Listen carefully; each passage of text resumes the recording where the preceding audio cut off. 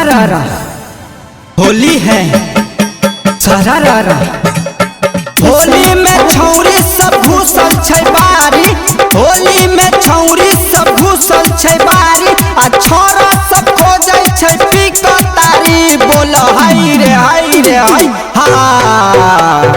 छौरी आबि गेलै होली के दिन, ढोरी में तू लगा ले न अबीर, ढोरी में तू लगा ले न अबीर।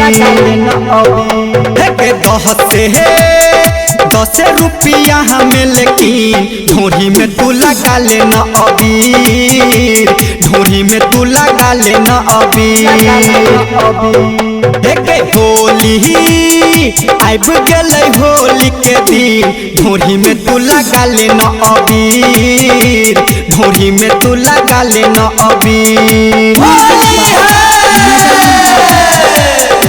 Presented by Dinesh Divakar।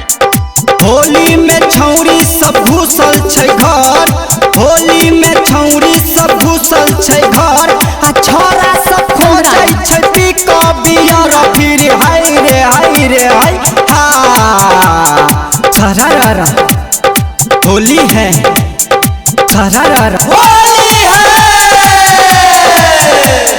सरारा। सटकी छौरी सब मोटकी मेकअप करई है के शरम, की रंग छै का नरम, नहीं है तो कोनो दिक्कत के जहान हमरा बना ले तू बोलम। नहीं होई छै के सबर रंगे दे अपन गोरे गोरे गाल, अपन गोरे गोरे गाल।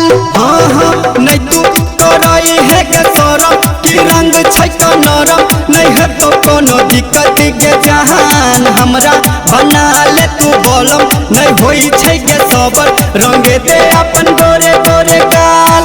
होली आबि गेलै होली के दिन, ढोरी में तू लगा ले न अबीर, ढोरी में तू लगा ले न अबीर, लगा ले न अबीर।